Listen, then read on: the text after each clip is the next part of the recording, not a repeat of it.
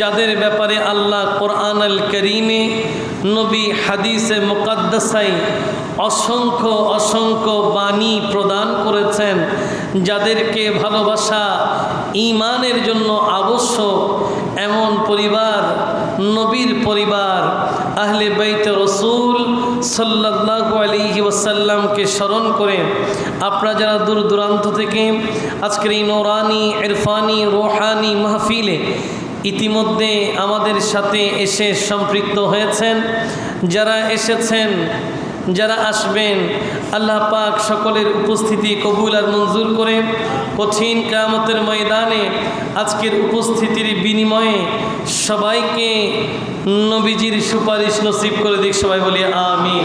আরো উচ্চ আওয়াজে বলি আল্লাহ আল্লাহ। নবী का घराना अल्लाह अल्लाह, नबी का घराना, ये घराना वरा उल वरा है, इसमें हसनैन है फातिमा है,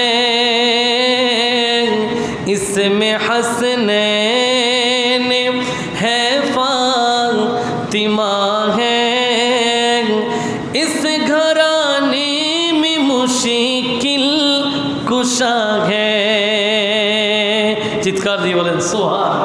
আর উচ্চ আওয়াজে বলি নবীর পরিবার আহলে বাইত রাসূল সাল্লাল্লাহু আলাইহি ওয়াসাল্লামের শানে লিখিত এই উর্দু নাত, যেখানের প্রথম কলি শুনলে আপনাদের পড়তে ভালো লাগবে, যেটা আমরা কোরআনের ভাষায়, নবীর হাদিসের ভাষায়, নবীর পরিবারের মর্যাদার কথা আপনাদের সামনে উপস্থাপন করার চেষ্টা করি। ওটা শায়ের নিজের ভাষায় নিজের মতো করে লিখলেন যে আল্লাহ আল্লাহ নবী কা ঘরানা, ইয়ে ঘরানা ওয়ারা উল ওয়ারা হ্যায়। বলছে আহা আল্লাহ আল্লাহ, হায়রান হয়ে যায় নবীর পরিবারের সম্পর্কে কি বলবো। এটা পৃথিবীর জমিনে এমন এক ঐতিহাসিক পরিবার যাদের সম্মান সম্মানীদের মাঝেও সম্মানিত। এরা সম্মান ইজ্জতওয়ালা, যারা এদের মধ্যে এরা ইজ্জতওয়ালা। এরপরে বলছেন এই পরিবারের মধ্যে কে আছে, তিনি বললেন ইস ঘরানে মে इसमें हसनैन है फातिमा है, इस घराने में मुश्किल कुशा है। বলছে এই পরিবারের মধ্যে, এই ঘরের মধ্যে কে আছে, বলে এই ঘরের মধ্যে ইমাম হাসান আল মুজতাবা, ইমাম হুসাইন আল মুরতাজা আছেন, বরকত মণ্ডিত ওনাদের আম্মা জান মা ফাতিমাতি জাহরা আছেন, ওনাদের আব্বা জান মৌলা আলী ফাতেহে খাইবার মুশকিল কুশা রাদিয়াল্লাহু তাআলা আনহু কাররামাল্লাহু ওয়াজহুল করিম আছেন। কাজেই এই পরিবারের কি তাজকিরা করব, আসুন একটু চেষ্টা করি। আল্লাহ আল্লাহ নবী কা ঘরানা, আল্লাহ আল্লাহ নবী কা ঘরানা, ये घराना वरा उल वरा है, इसमें हसनैन है फातिमा है,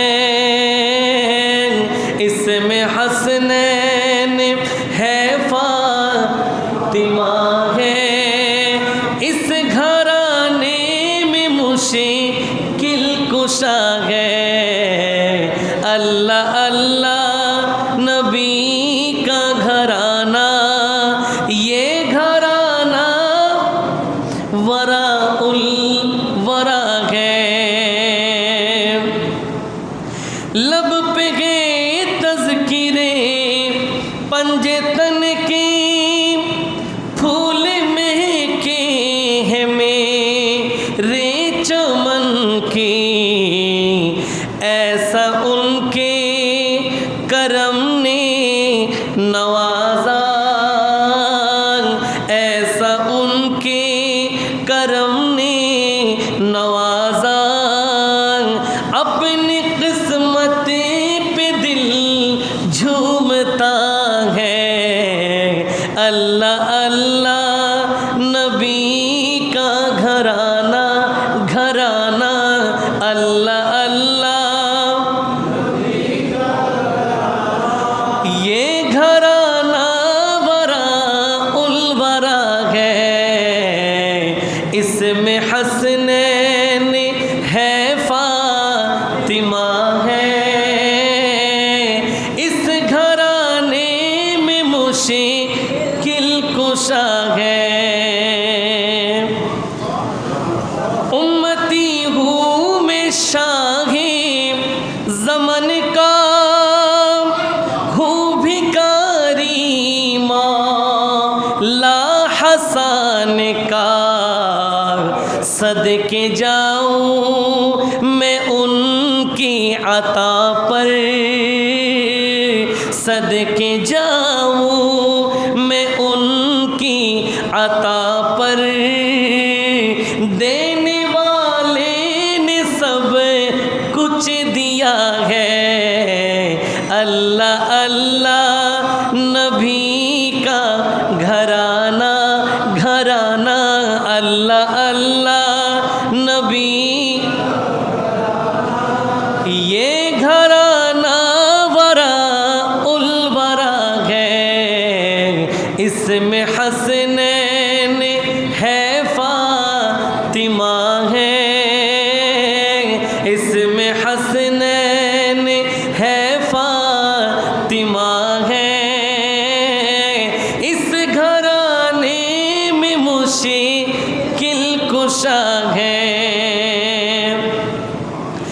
काबे इश्क का हूँ नमाजी मैं हूँ उनकी इनायत पे राज़ी चित्कार दिए बोलें आरो चित्कार दिए बोलें सुभान काबे इश्क का हूँ नमाजी मैं हूँ उनकी इनायत पे राज़ी मेरी तुरबती पे लिखना नियाज़ी मेरी तुरबती पे लिखना नियाज़ी के पंजतन का ये अदे ना गदा है अल्लाह अल्लाह नबी का घराना घराना अल्लाह अल्लाह नबी का ये घराना वरा उल वरा है अल्लाह अल्लाह नबी का ये घराना वरा उल वरा है इसमें हसनैन है फातिमा है इसमें हसनैन है फातिमा है इस घराने में मुश्किल कुशा है अल्लाह अल्लाह नबी का घराना ये घराना वरा उल वरा है सब बोलिए मरहबा आरो चित्कार दी बोलिए मरहबा बार पर सुबहान अल्लाह अल्हम्दुलिल्लाह अल्लाहु अकबर सुबहान अल्लाह अल्हम्दुलिल्लाह अल्लाहु अकबर सुबहान अल्लाह अल्हम्दुलिल्लाह अल्लाहु अकबर पवित्र मुहर्रमुल हराम शरीफ महिमान्वित पवित्रतम ए मासेर द्वितीय जुमा आमादेर माझे समागत एटा रब्बुल आलमीनेर कृपा दया माया मेहरबानी যে রব্বুল আলামিন গত জুমার পর থেকে আজকের এই জুমা পর্যন্ত আমাদের ভালো রাখলেন। তা না হলে এমন অনেকেই আছেন যারা গত জুমায় ছিলেন, আজকের এই জুমায়, আমরা যারা আজকের এই জুমায় আছি আগামী জুমা পর্যন্ত থাকবো তার কোনো নিশ্চয়তা। এই জন্য সময় থাকতে সময়টাকে আল্লাহ এবং তার প্রিয় রসুলের প্রেমে আল্লাহ আমাদেরকে সাজানোর তৌফিক দান করুক। সবাই বলি আমিন। আর উচ্চ আওয়াজে বলি মুহররমুল হারাম শরীফ আরবি হিজরি সনের প্রথম মাস। অসংখ্য দিক থেকে এ মাস ফজিলত মণ্ডিত। বিশেষ করে এ মাসে দশম দিন ইয়ৌমে আশুরা, সৃষ্টির সূচনা, সৃষ্টির শেষ, পৃথিবীতে সর্বপ্রথম বৃষ্টির অবতারণ, সেই সাথে যুগে যুগে কালে কালে আদম সফিউল্লাহ থেকে ঈসা রূহুল্লাহ পর্যন্ত, এমনকি আমাদের নবীর কলিজার টুকরা নওয়াসা ইমামে হুসেন আল মুরতাজা রাদিয়াল্লাহু তাআলা আনহুর সপরিবারে কারবালায় নিজের জীবনকে বিলীন করে দিয়ে ঈমান ও ইসলামের ভিত্তি প্রস্তর সবগুলো মিলে এই মুহররমুল হারাম শরীফের 10 তারিখ ঈমানদার মুসলমানের জীবনে বড়ই গুরুত্বপূর্ণ। এর বাইরেও রসুল আকরম সাল্লাল্লাহু আলাইহি ওয়াসাল্লাম যখন মদিনা শরীফ গেলেন, ইহুদিদেরকে মুহররমুল হারাম শরীফের 10 তারিখ রোজার মাধ্যমে উদযাপন করতে দেখে নবীজি কারণ জিজ্ঞাসা করলেন।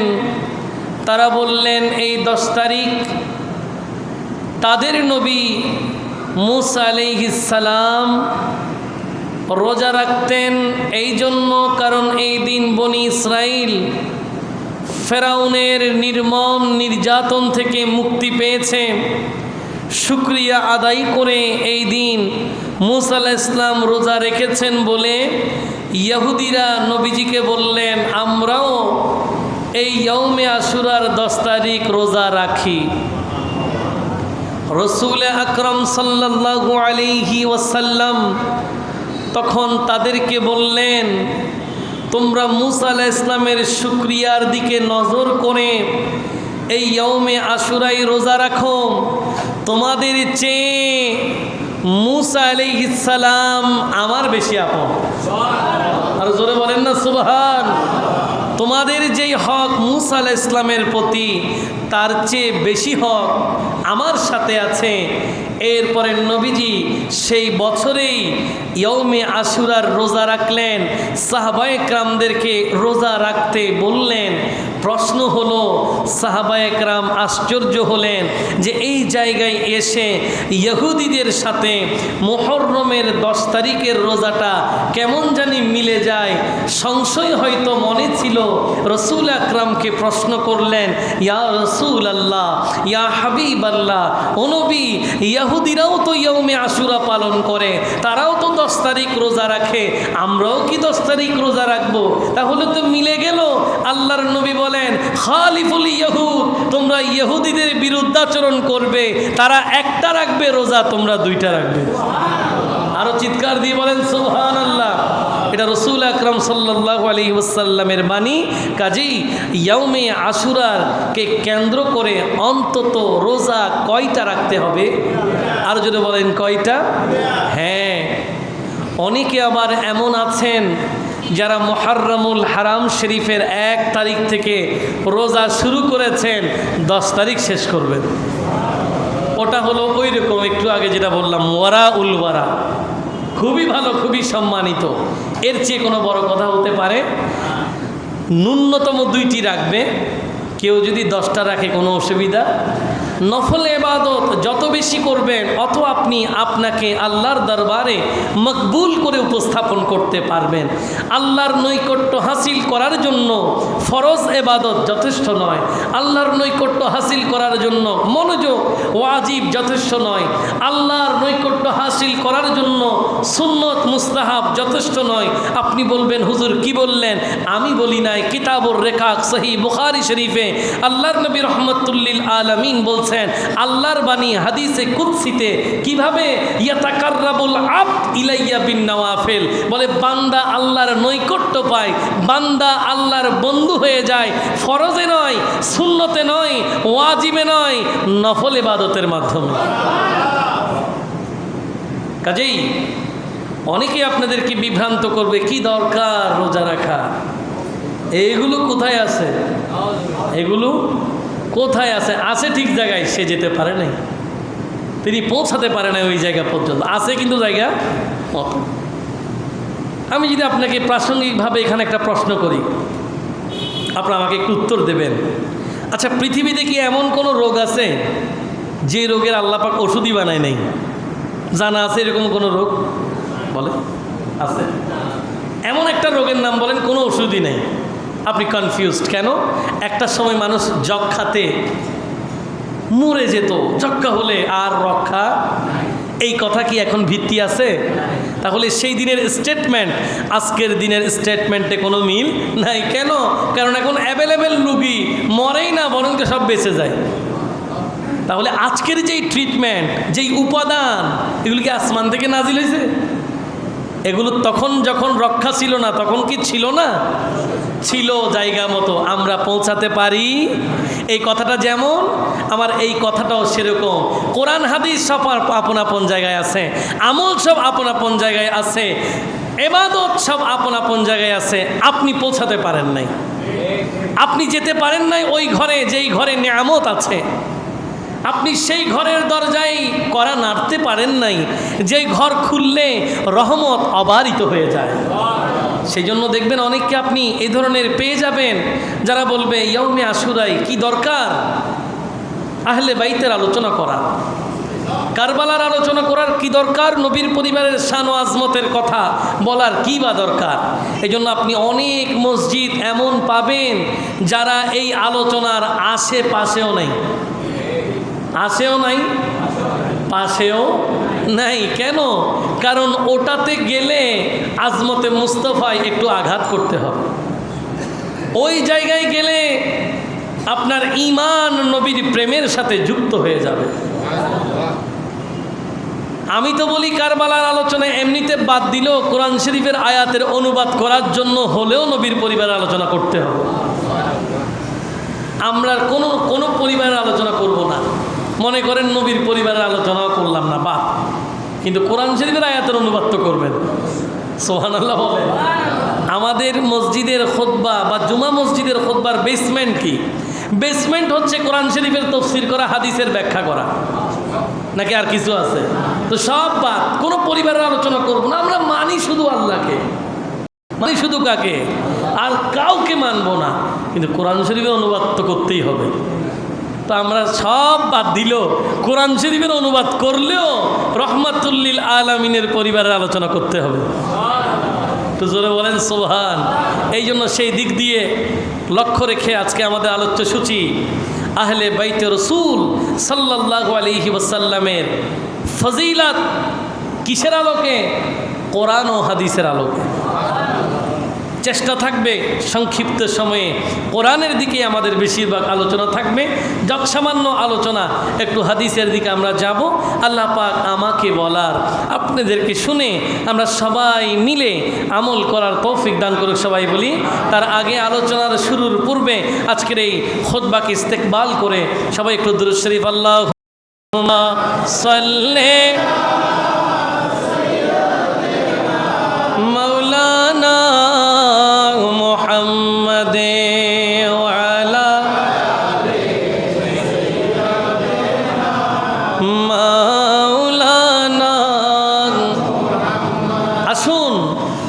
কোরআন ও হাদিসের আলোকে নবীর পরিবারের মর্যাদার প্রথম আয়াত রব্বুল আলামিন কোরআন আল কারীমে ইরশাদ করছেন, বিসমিল্লাহির রহমানির রহিম,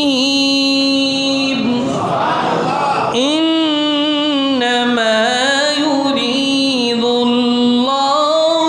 লিইয়ুযহিবা আনকুমুর রিজসা আহলাল বাইতি ওয়া ইউতাহহিরাকুম তাতহীরা।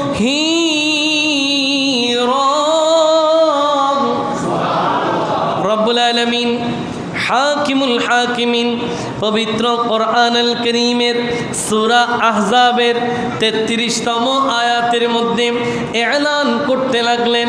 আল্লাহ বলেন, ইন্নামা ইউরিদুল্লাহ, নিশ্চয়ই আল্লাহ চান। আরো জোরে বলেন না সুবহান। কে চায়?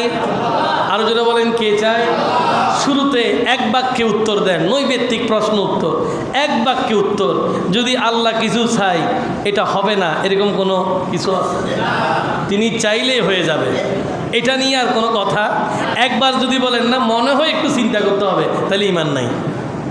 যদি বলেন আমি একটু ভেবে বলবো, আমাকে একদিন সময় দেন, না, এইটার আর কোনো সময়।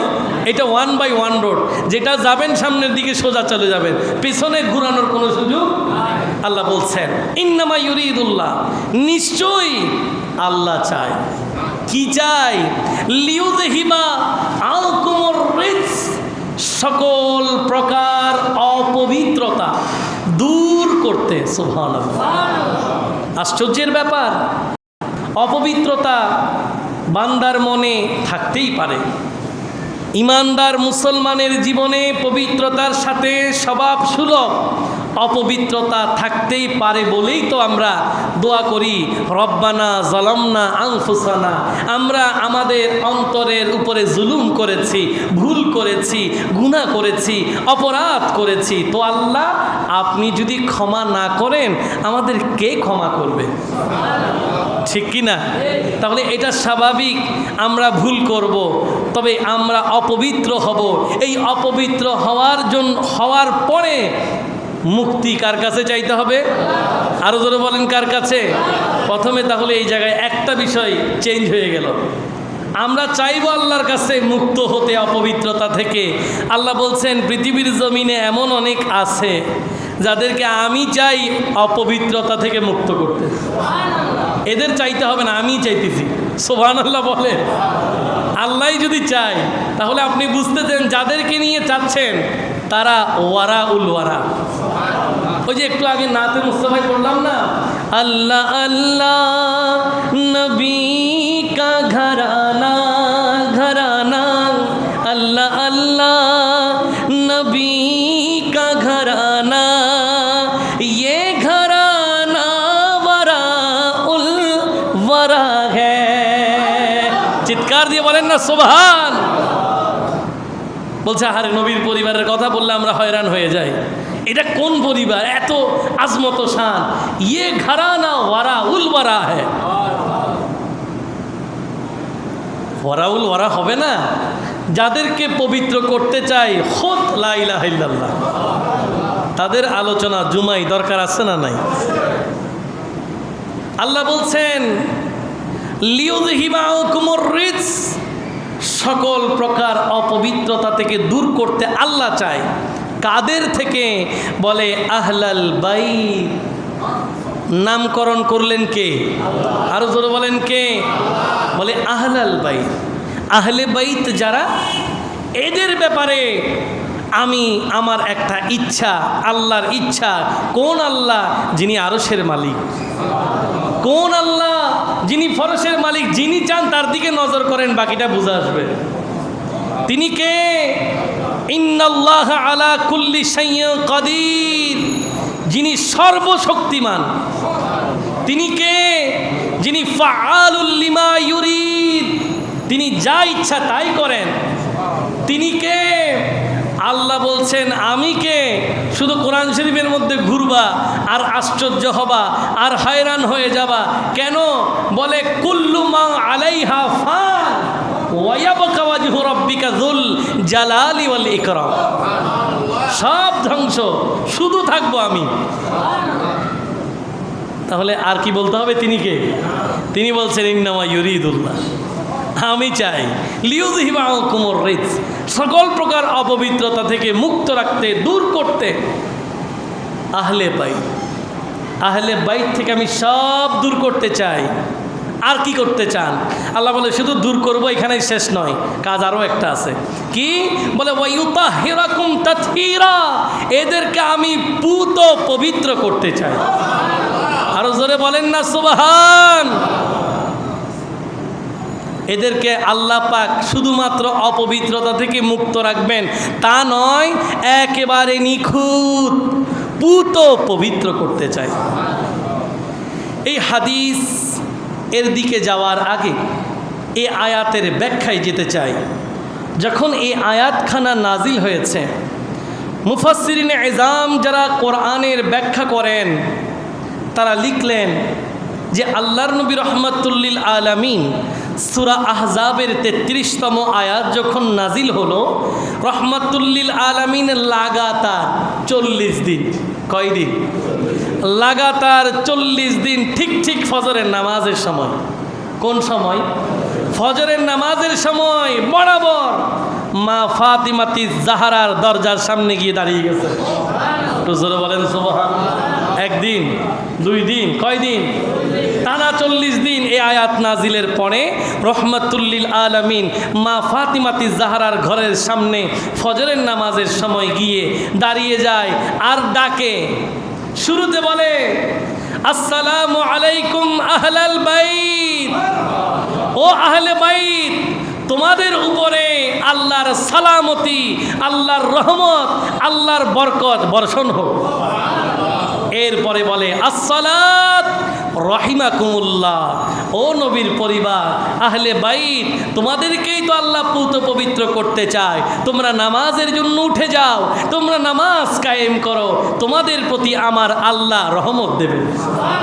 এরপরে রহমাতুল লিল আলামিন 3 নম্বরে এই আয়াত পড়েন, ইন্নামা ইউরিদুল্লাহু লিইউযহিবা আনকুমুর রিজসা আহলাল বাইত ওয়া ইউতাহিরাকুম তাতহীরা। তোমরা সেই জাত যাদের কথা কোরআনে বলেছে আল্লাহ সকল অপবিত্রতা তোমাদের কাছ থেকে দূর করবেন, তোমাদেরকে পুত পবিত্র করবেন। আমরা বললাম, কে বলেছেন? আরো জোরে বলেন, কে বলেছেন? মুফাসসিরিনে কেরামগণ এক পক্ষ বললেন 40 দিন লাগাতার, আরেক পক্ষ বললেন আল্লাহর নবী এই কাজ 7 মাস করেছেন। কয় মাস? 7 মাস। আরেক পক্ষ বলেছেন রহমাতুল লিল আলামিন এই কাজ 8 মাস করেছেন। কয় মাস? বুঝতেই পারছেন নবীর পরিবার এটা কোন পরিবার। তবে হ্যাঁ, এখানে একটা কথা আছে, আহলে বাইত বলতে উদ্দেশ্য কি? আহলে বাইত বলতে শুধুমাত্রই কি উদ্দেশ্য মওলা আলীর পরিবার, নাকি আল্লাহর নবীর আরও পরিবার আছে এরাও আহলে বাইত? খুব মনোযোগ। রসুল আকরাম সাল্লাল্লাহু আলাইহি ওয়াসাল্লামের যত মেয়ে আছে প্রত্যেক মেয়ের পরিবার আহলে বাইতের অংশ। একটু জোরে বলেন সুবহানাল্লাহ।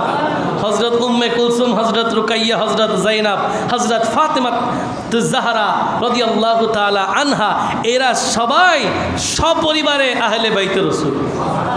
এবং এই জায়গায় একটা বিষয় আছে, অনেক তাফসীর কারকরা বলেছেন যে রব্বুল আলামিন যখন এখানে ইন্নামা ইউরিদুল্লাহর যে আয়াতখানা এটার আগে পরে নবীর স্ত্রীগণের আলোচনা হয়েছে, নবীর স্ত্রীগণের আলোচনা হয়েছে, এই জন্য অনেক মুফাসসিরিনে কেরামগণ বলেছেন আল্লাহর নবীর স্ত্রীরাও আহলে বাইতের অংশ। একটু জোরে বলেন সুবহান। এরা সবাই পুত পবিত্র, এরা সবাই পুত পবিত্র, এদের কোনো দোষ, এদের কোনো গুনাহ মোচন করেছেন কে? যিনি হিসাব করবেন তিনি, যিনি গুনার হিসাব নিবেন তিনিই যদি মাফ করে দেন আপনার আমার কি? ইনি বলতেছেন গুনাহ তো অনেক দূরে, কোনো পাপ পঙ্কিলতা এদেরকে স্পর্শ করতে পারে নাই। কেন? জিম্মা তো স্বয়ং আল্লাহ নিয়েছেন। এবার আসেন এই পরিবারের আজমত শানের কথা যদি বলি, বলতে বলতে শেষ হবে না। নাজরানের একটা গোত্র, নাসারা একটি প্রতিনিধি দল। নাসারা কাদেরকে বলে? খ্রিস্টানদেরকে বলে। কাদেরকে বলে? খ্রিস্টানদেরকে বলে। এরা কার উম্মত দাবি করে? ঈসা আলাইহিস সালামের। আর একটু আগে যে আশুরার রোজার ব্যাপারে বলেছিলাম ইহুদিদের কথা, এরা কার উম্মত দাবি করে? তাহলে একটা বিষয় প্রথমে ক্লিয়ার করেন, লাউড অ্যান্ড ক্লিয়ার। কি? ইহুদিরা দাবি করে তারা মুসা আলাইহিস সালামের উম্মত, আর নাসারারা দাবি করে তারা ঈসা আলাইহিস সালামের উম্মত। আচ্ছা, ইহুদিরা তো যদি মুসা আলাইহিস সালামকে মানে, নাসারা যদি ঈসা আলাইহিস সালামকে মানে, সিস্টেমে তো বলতেছে এরা মুসলমান হবে। সিস্টেমে কি বলতেছে? আচ্ছা, মুসলমান হইল না কেন? এটাও তো একটা প্রশ্ন। কেন এরা ইহুদি হয়ে গেছে? কেন এরা নাসারা হয়ে গেছে? এরা তো আল্লাহর পয়গম্বরদেরকে মানতেছে এবং দাবিও করতেছে। হ্যাঁ, সব কথা সব জায়গায় ঠিক নয়। সব কথা সব জায়গায় ঠিক নয়। সব কাজ সব জায়গায় ঠিক। ওই যে মাঝে মাঝে বলি রোজা ভালো কাজ, কিন্তু ঈদের দিনে রাখলে জায়েজ নাই, হারাম, এমনিতে হালাল। এই জায়গায় মনোযোগ দেন। রব্বুল আলামিন বলছেন, আদম সফিউল্লাহ থেকে ঈসা রুহুল্লাহ পর্যন্ত যুগে যুগে কালে কালে যত নবী রসুল আসবেন সবাইকে মানতে হবে। তাদেরকে মানাই আল্লাহকে মানা। কিন্তু এরপরও কেন এরা ইহুদি হয়ে গেল? এরপরও এরা নাসারা হয়ে গেল কেন? কোরআন শরীফের ওই আয়াত, ওয়া ইয আখাযাল্লাহু মিসাকান নবিয়্যিন, এদেরকে নিয়ে একটা সভা করেছেন।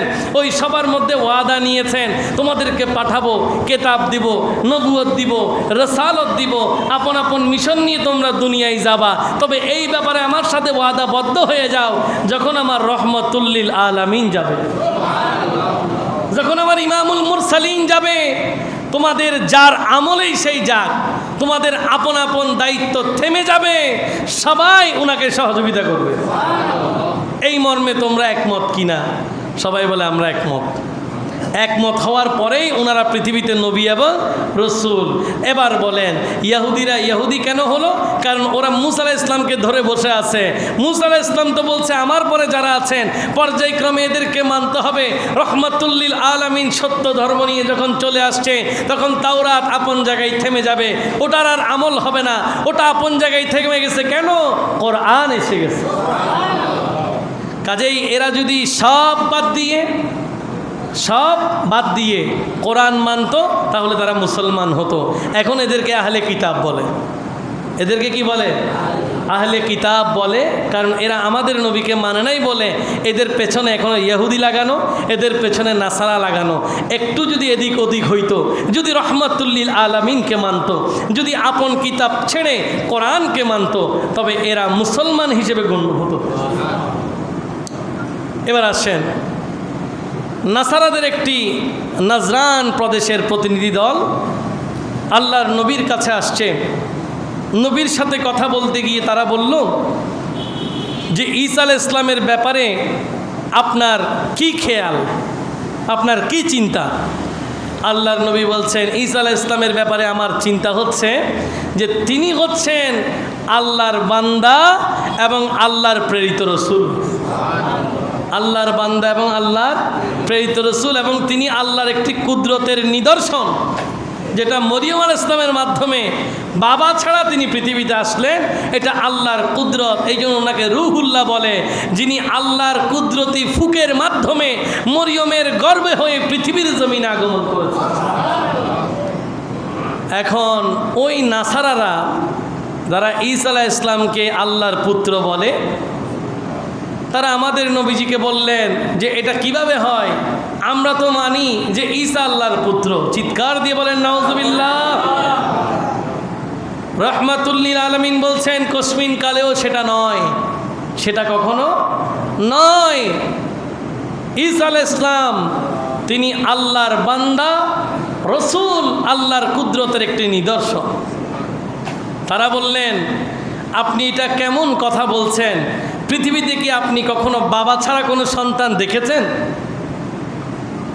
রসুল আকরাম বললেন, যদি এই হয় তোমাদের যুক্তি, তবে সেই ক্ষেত্রে আদম আলাইহিস সালামের ব্যাপারে তোমরা কি বলবে? ঈসা আলাইহিস সালাম তো শুধুমাত্র বাবা ছাড়া, শুধু মা দিয়ে পৃথিবীতে আগমন। আদম আলাইহিস সালাম তো বাবাও নয়, মাও নয়, বাবা মা ছাড়া পৃথিবীতে আল্লাহর কুদরতি নিদর্শন। তখন রাসূল আকরাম সাল্লাল্লাহু আলাইহি ওয়াসাল্লাম এক পর্বে তাদেরকে মুবাহালার জন্য দাওয়াত দিলেন।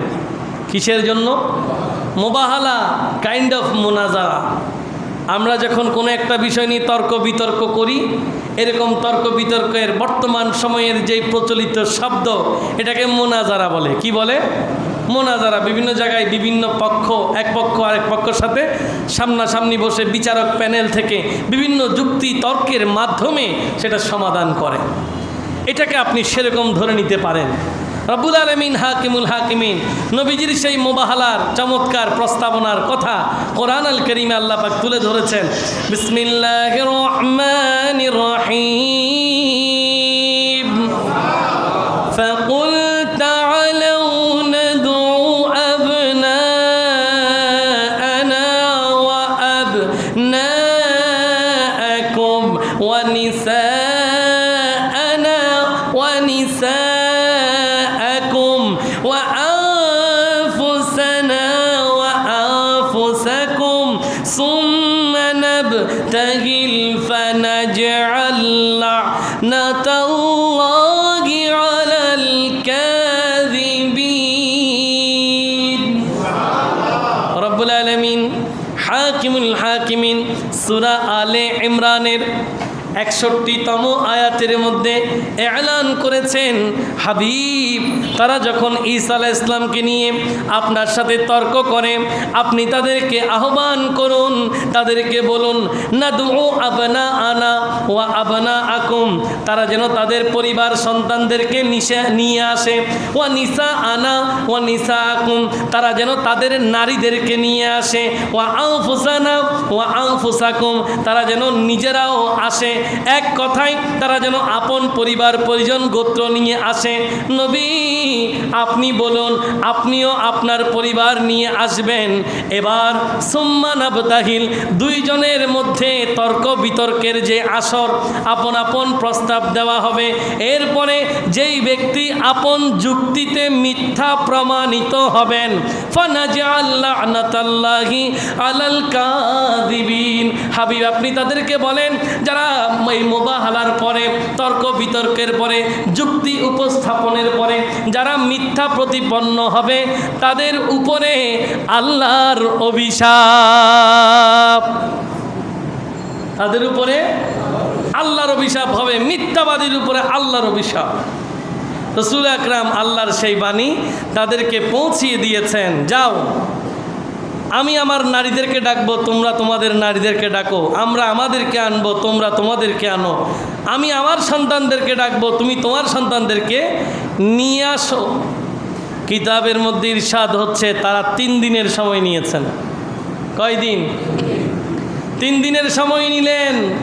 নাজরানের ওই নাসারার প্রতিনিধি দল তারা গেলেন, তাদের নাসারা খ্রিস্টীয়দের বড় বড় আলেম তাদের সাথে পরামর্শ করলেন।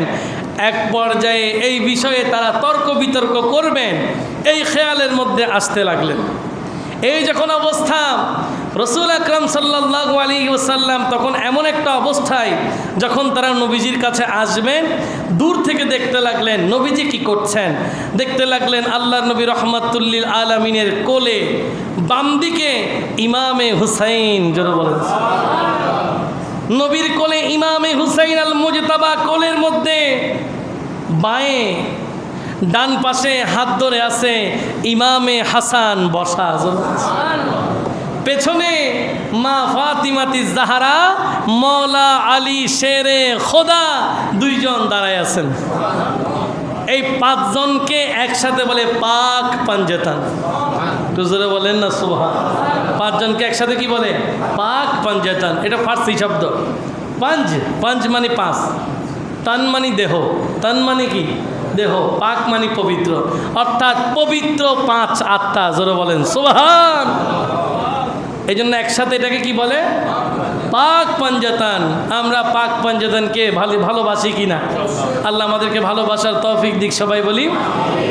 এবার নাসারাদের সেই প্রতিনিধি দল দূর থেকে দেখতে পেলেন আল্লাহর নবী,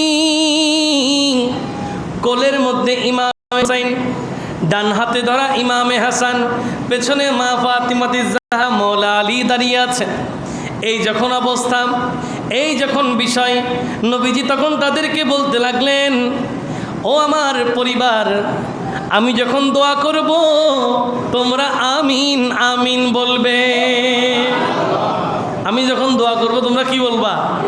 আমিন আমিন বলবা। এই জন্য আমিনেরও একটা গুরুত্ব, আমিনেরও একটা ভূমিকা। আমিন মানে আল্লাহ আপনি কবুল করেন, আল্লাহ আপনি কবুল করেন। এই মোনাজাতে আমাদের সমর্থন আছে, এই মোনাজাতে আমাদের কি আছে?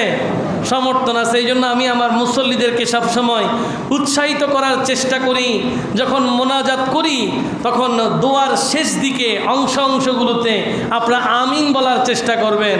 এখন আমি যদি মোনাজাত করি, আল্লাহ আমাদেরকে জীবনে একটিবার হলো হজ্জে বাইতুল্লাহ নসিব করেন, আপনি যদি চুপ মারে বসে থাকেন তাহলে কি হইল? তার মানে আপনি এই দোয়াতে একমত। নামাজের পরে আমরা মোনাজাত যখন করি ওখানে আমরা কি বলি? আল্লাহুম্মা আনতাস সালাম ওয়া মিনকাস সালাম ওয়া ইলাইকা ইয়ারজিউস সালাম ফাহাইয়ানা রাব্বানা বিস সালাম ওয়া আদখিলনাল জান্নাতা দারাস সালাম তাবারাকতা রাব্বানা ওয়া তাআলাইতা ইয়া যাল জালালি ওয়াল ইকরাম। কিন্তু আমাদের ভাইয়েরা নামাজ পড়েই ক্লান্ত হয়ে যায়, মোনাজাতে আমিন বলতে কষ্ট লাগে, বলে আর কি হবে? সবাই কি মনে বলে কী বা হবে, আর বললেও কি হবে, না হলেও কি হবে। জুমার নামাজের পরে আমরা যখন আমাদের হাদিয়া তোলা হয়, দান বাক্সে আপনারা হাদিয়া দেন, শুধু হাদিয়া দিবেন এমনি কথা কেন বলবেন? মোনাজাতের আগে সেই জায়গাটাকে পবিত্র করার জন্য, কাজটাকে, মোনাজাতটাকে চমৎকার করার জন্য আমরা দুরূদ শরীফ পড়ি। তো কেউ পড়ে কেউ পড়ে না, কেউ পড়ে কেউ পড়ে না। পড়লেও, কারণ পড়লে তো আওয়াজ আরও বাড়বে, পড়লে আওয়াজ অনেক। তো অনেকে পড়ে অনেকে পড়ে না। যারা পড়ে না তারা বলে কী বা হবে, আর তারা কি চিন্তা করে পড়লে আর কী বা। কিন্তু এরা এখনও জানে না যে কিরামান কাতিবিন ইয়ালামুনা মা তাফআলুন। বান্দারে কী বা হবে যেটা ভিতরে বলছে এটাও নোট হচ্ছে। কি বলেন? ঠিক কি? আমাদের অনেক বন্ধুরা ইবাদত ছেড়ে দিয়েছে শুধু কী বা হবে বলে, এগুলো হইলেও কি না হইলেও কি, এটা নাই ওইটা নাই সেটা নাই সেটা নাই, এটা করতে করতে নামাজ পর্যন্ত পড়ে না, সব শেষ, কিচ্ছু নাই। এই নাই নাই বলে মসজিদে এসে শুধু জুমার দিন একদিন আসবে, 2 রাকাত দৌড়ে এসে পড়ে 2 রাকাত আবার ঢুকবে।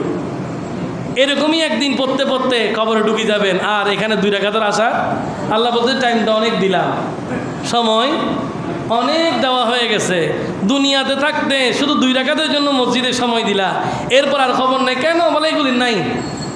এগুলো কি? নামাজের পরে মিলাদ কিয়াম পর্যন্ত পড়ে না। আমি এমন অনেক মুসল্লিদেরকে চিনি, গোড়া জিন্দিগিতে কোনোদিন মিলাদ কিয়াম পড়ে নাই জুমাতে, জীবনে কোনোদিন, জীবনে, আল্লাহু আকবার, জীবনে কোনোদিন পড়ে না। আমি এমন এখানে আমি দেখতেছি ওদেরকে, আছে অনেকেই আছে পুরান, মানে আজীবন আমাদের পেছনে জুমা পড়ছে, আজীবন 7-8 বছর জুমা পড়ছে, টানা পড়ছে লাগাতার, প্রত্যেক দিন জুমা পড়ে, কিন্তু কোনো দিন মিলাদ কিয়ামে দাঁড়ায় নাই, কোনো দিন। মানে এই সময় তার কাছে নাই, একদিনের জন্যও নাই। আমি আশ্চর্য হয়ে যাই তখন যে এরা রহমতুল্লিল আলামিনের প্রশ্নে কবরে কি করবে। মনে করেন আমি এখান থেকে 10 বছর পর চলে গেলাম, তো এরপর আরেকজন খতিব সাহেব আসবে, এরপর আরও 10 বছর গেল, আপনি তখনও বললেন না, আরও 10 বছর গেল, আরও গেলেন না, তো আপনি কি আল্লাহ পাক কি 500 বছর হায়াত দিবে? অসম্ভব না, সম্ভব যদি দেয় আর কি, কিন্তু দিলে তো মায়ের বাড়বে, যদি দিয়ে দেয় মুশকিল বাবা, কমের মধ্যে চলে গেলে বেঁচে গেলেন। যদি মহব্বত করে যদি 130 বছর দেয় তাহলে তো খবর আছে। কেন? শেষের দিনগুলো কাটতে কত কষ্ট হয় কথা বললে বুঝবেন। লাস্টের দিনে আমি তো আলহামদুলিল্লাহ, আপনারা তো দেখছেন এগুলো, আপনারা অনেক মুরব্বী দেখছেন না, দেখবেন অনেকেই বলে কি, বলে যে অনেক হয়ে গেছে দুনিয়াতে হায়াত, অনেক এখন চলে যেতে পারলে হয়, বাজে একটু দোয়া করিয়েন। অনেক মুরব্বী আছে এরকম, বলে একটু দোয়া করিয়েন, চলে যেতে পারলে হয়। এখন সে চলে যেতে চাচ্ছে কেন? সে বুঝে গেছে এখানে থাকলে যত থাকবে অত হিসাব বাড়বে, যত থাকবে অত হিসাব বাড়বে। তা আমি আমার সেই মুসল্লিদেরকে নিয়ে আমার অন্তরে একটু আফসোস আছে, যাদেরকে আমি 8 বছরে কোনো দিন মিলাদ কিয়ামে পাইলাম না, কোনো দিন। এর এক্সকিউজ কি দেখাবে? কি এক্সকিউজ দেখাবে নবীর শানে? যে আমার ব্যবসা ছিল, আমার জাহাজ চলে যাচ্ছে, আমার ইম্পোর্ট আটকাই গেছে, আমার ওয়ার্ক কাজ হয়ে গেছে, কি বলবেন? 8 বছর, 8 বছরে 8 গুণ 52 দিয়ে যতগুলো জুমা হয়, এক জুমায় মিলাদ কিয়াম করে নাই, এক জুমায়। কষ্ট হয়? আমার ওদের জন্য কষ্ট হয়, যারা এরকম ভালো ভালো সুযোগগুলো নিতে পারেন না। কেন? কারণ আপনি অন্তত যদি 1 জুমাও দাঁড়াইতেন, 2 জুমা দাঁড়াইতেন, 20 জুমা দাঁড়াইতেন, বলার সুযোগ ছিল আল্লাহ অন্যদিন ব্যস্ত ছিলাম, খিদায় আমার পেট জ্বলে যাচ্ছে, জুমার সালামের পরে বাকি নামাজেরও দরকার নেই, আমাদের বাদাল জুমাও নাই। বাদাল জুমাও কি? কারণ একটা ওয়ে পাইলেই হইল। এদের আমি চিন্তা করি, এরা যদি দাজ্জালকে পায় এদের কি হবে? এরা দাজ্জালকে পাইলে দাজ্জালকে বলবে আপনাকে তো দরকার, তাড়াতাড়ি আসেন আমারটা নিয়ে চলে যান ইমান। কেন? কারণ একজন হুজুর ইউটিউবের মধ্যে একটা তথ্য দিতে পারে নাই, সে তাড়াতাড়ি আমল করতে পাগো। হুজুর বলছে শুধু কাবলাল জুমা 4 রাকাত নাই, বাদাল জুমা 4 রাকাত এগুলো নাই, শুধু 2 রাকাত আছে, এই খুশি হতে মানে মনেই বেঁচে গেলাম। না রে ভাই, কথার পরেও কথা আছে। আপনি মনে করতেছেন হুজুর একটা দিয়ে বেঁচে যাবেন, হুজুরের মায়ের হুজুরের জন্য, আপনার মায়ের আপনার জন্য ফিক্সড আছে। আপনি মনে করবেন না ওনার উপরে আপনি বেঁচে যাবেন, আল্লাহ আমি কিছু করি নাই, হুজুরের দোষ, এটা বলার কোনো সুযোগ।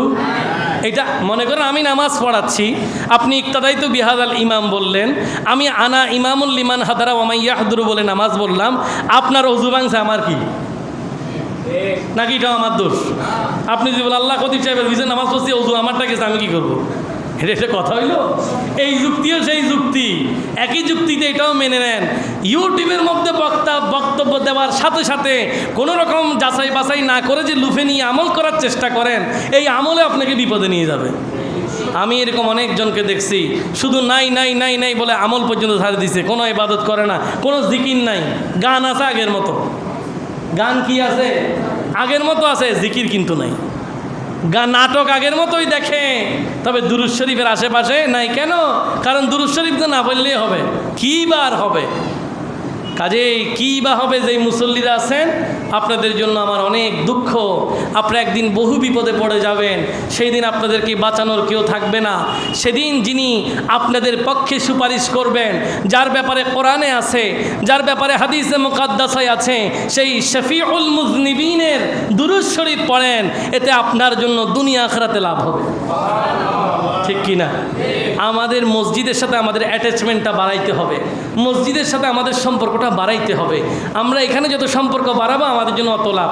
আমরা অনেক সময় দরুদ শরীফ পড়ি দায় সারাভাবে, মনে রাখবেন, দরুদ শরীফের মজলিসের মধ্যে বসে যদি আপনি হতাশিতভাবে দরুদ শরীফ পড়েন, এটাও নোট হবে, মানে পড়লাম আর কি না।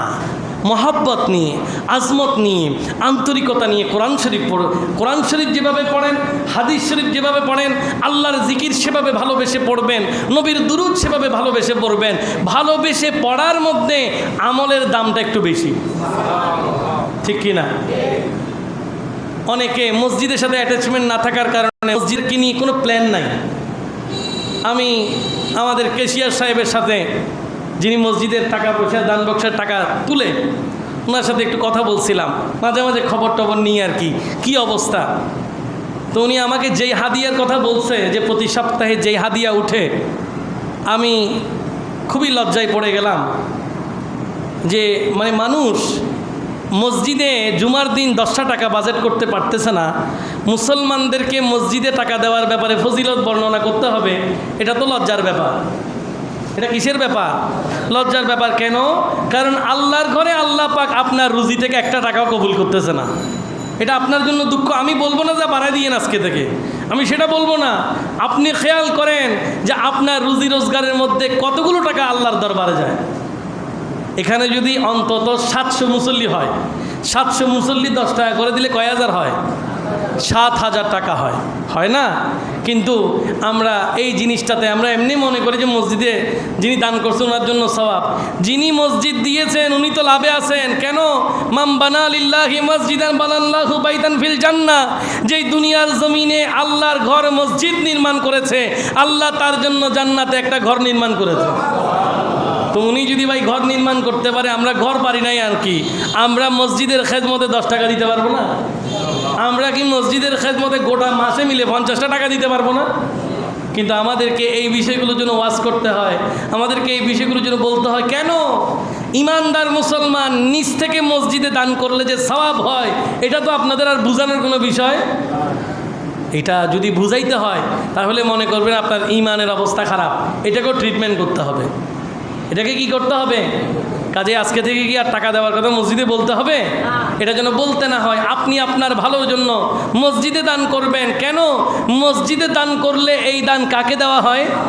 আরো জোরে বলেন, কাকে দেওয়া হয়? আল্লাহর ঘরে দান করবেন, কাউকে দেবেন না। দেবেন কাকে? এটা আল্লাহ পাক বলছেন কাল কিয়ামতের ময়দানে আপনাদেরকে আল্লাহ দ্বিগুণ দেবেন, বরং এর চেয়ে বেশি দেবেন। আল্লাহ আমাদেরকে মসজিদগুলোতে খেদমত করার তৌফিক দিক। সবাই বলি এবার যেই ভালোবাসা নিয়ে দুরূদ শরীফ পড়ার কথা বলছি, সেই ভালোবাসা নিয়ে দুরূদ শরীফ। আল্লাহুম্মা সাল্লি মাওলানা মুহাম্মাদে ওয়া আলা সাইয়্যিদিনা। রাসূল আকরাম বলছেন, ও আমার পরিবার, ইমামে হাসান হুসাইন, মৌলা আলী, ফাতেমা, আমি দোয়া করব, তোমরা আমিন বলবা। ওই নাজরানবাসী, খ্রিস্টান পাদ্রী, তাদের বড় বড় আলেমরা দূর থেকে এগুলো দেখতে লাগলেন যে নবী কি বলে। এটা বলার পরে আল্লাহর নবী দোয়া করেছেন, আল্লাহুম্মা হাউলাই আহলু বাইতি, হে আল্লাহ এরাই আমার আহলে বাইত, এরাই আমার। এই যখন অবস্থা, নবীও দোয়া করছে, তাদেরকে আবার মোনাজাতে আমিন বলতে বলতেছে। দূর থেকে যারা তাদের গবেষক আছেন, খ্রিস্টীয় আলেম, তখন তারা নিজেদের মধ্যে বলতে লাগলেন, তাদের যিনি বড় সে বলতে লাগলেন, যার নাম আকিব, তিনি বলেন, ইন্নী লা আরা উজুহান লাউ সাআলুল্লাহ আন ইউজিলা জাবালান লা আযালাহু মিন মাকানিহি। ও আমার গোত্র, ও আমার নাজরানবাসী, জেনে রাখো আমি দূর থেকে এমন কিছু চেহারায় আকদাস দেখতে পাচ্ছি, কিছু পবিত্রতম চেহারা দেখতে পাচ্ছি। এরা যদি আল্লাহর দরবারে দোয়া করে বলে, আল্লাহ পাহাড়কে আপন জায়গা থেকে সরে আনিয়ে দেবে। পাহাড় আপন জায়গায় থাকবে না, এরা দোয়া করলে পাহাড় আপন জায়গা থেকে সরে তাদের কথা মতো চলে আসবে। কাজেই ফালা তাবতাহিলু ফাতাহালিকু, আমরা এদের সাথে কোনো প্রকার তর্ক বিতর্কে জড়াবো, আমরা কোনো বিতর্কের দরকার নাই, কোনো মোবাহালা করব না। যদি করি আমরা ধ্বংস হয়ে যাব। ওয়ালা ইয়াবকা আলা ওয়াজহিল আরদ নাসরানিয়ুন ইলা ইয়াউমিল কিয়ামা। জেনে রাখো, যদি আমরা আজকে এই মুসলমানদের প্রিয় নবী, উনার পরিবারের সাথে যদি আমরা মোবাহালা করি, মোনাজারা করি, তর্ক বিতর্ক করি, তাহলে এই পৃথিবীর জমিনে খ্রিস্টান বলতে কেউ থাকবে না। একটা খ্রিস্টান বেঁচে থাকবে। এবার তারা আমাদের প্রিয় নবীর কাছে আসলেন, তারা বললেন, ফাকালু ইয়া আবাল কাসিম قد رأينا ألا نناهلك وأن نتركك على دينك وتتركنا على ديننا। তারা বললেন, ওহে আবুল কাসিম, ও মুসলমানদের প্রিয় নবী, আমরা আপনাদের সাথে কোনো তর্কে যাব না, আমরা আপনাদের সাথে কোনো তর্কে যাব না। আপনারা আপনাদের দিন পালন করেন, আমাদেরকে আমাদের দিন পালন করতে দেন। মুফাসসিরিনে এযামগণ বলেন, যদি সেদিন খ্রিস্টানরা রাসূল আকরামের সাথে কোনো প্রকার মোবাহালায় চলে যেত, তাহলে আল্লাহ যেই কথাটা বলেছেন, ফানাজআল লা'নাতাল্লাহি আলাল কাযিবিন, মিথ্যাবাদীর উপরে আল্লাহর অভিশাপ, যেই কথাটা খ্রিস্টানদের পাদ্রীও বলেছেন, লা ইয়াবকা আলা ওয়াজহিল আরদি নাসরানিয়ুন ইলা ইয়াউমিল কিয়ামা, কিয়ামত পর্যন্ত আর একটা খ্রিস্টান জমিনে থাকতো না। আলোচ্য বিষয় নবীর পরিবার। আরো জোরে বলেন না সুবহান। আলোচনার বিষয় হচ্ছে আহলে বাইতের মর্যাদা। যারা নবী মোনাজাত করলে শুধু আমিন বললে আল্লাহ পাহাড়কে জায়গা থেকে সরিয়ে দেয়, যাদের দুয়ার বদৌলতে খ্রিস্টান নাকি পৃথিবীতে একজনও থাকবে না, সেই নবীর পরিবারকে ভালোবাসা ঈমানের অংশ। রব্বুল আলামিন কোরআন আল কারীমের মধ্যে ইরশাদ করেছেন, বিসমিল্লাহির রহমানির রহিম, কুল লা আসআলুকুম আলাইহি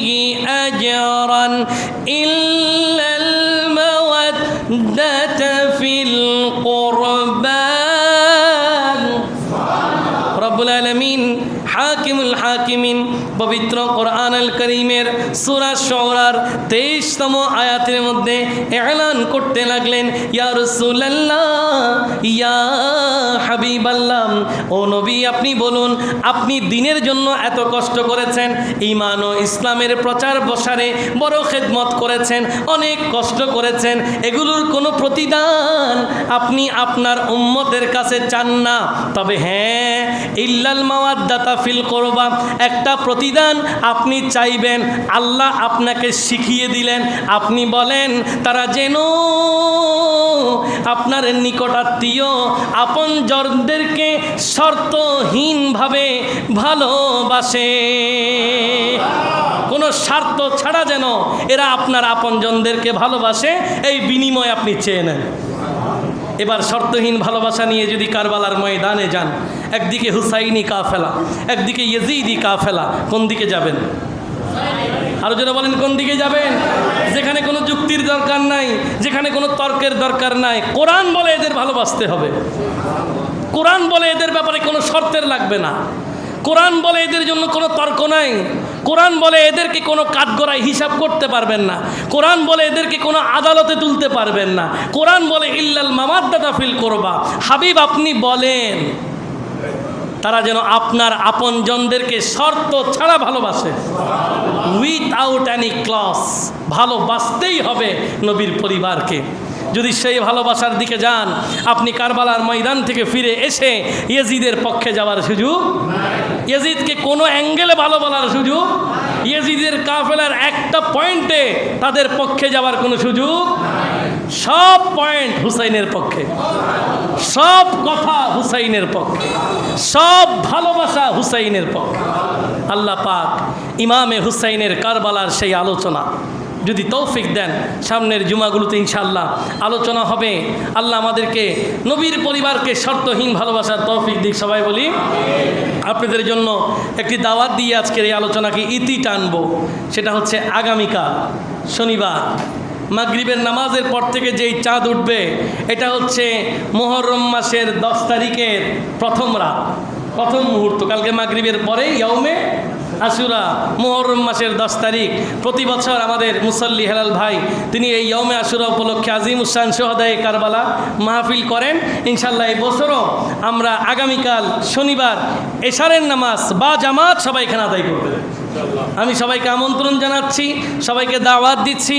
ইয়াউমে আশুরা উপলক্ষে আজিমুস-শান শুহাদায়ে কারবালা মাহফিল আগামীকাল এশারের নামাজের পরে ইনশাআল্লাহ এখানে শুরু হবে। আমরা বা জামাত এশারের নামাজ আদায় করে ইমামে হুসাইনের কারবালার স্মৃতিচারণ এবং ঈমান ও ইসলামের সাথে ইমামে হুসাইনের আজিমুস-শান শাহাদাত নিয়ে আমরা আগামীকাল ইনশাআল্লাহ এশারের নামাজের পরপর আলোচনা শুরু করব। এই আজিমুস-শান মাহফিলে আপনাদেরকে দাওয়াত দিয়ে নবীর পরিবারের প্রতি শর্তহীন ভালোবাসার আবেদন রেখে এখানেই বিদায় নিচ্ছি।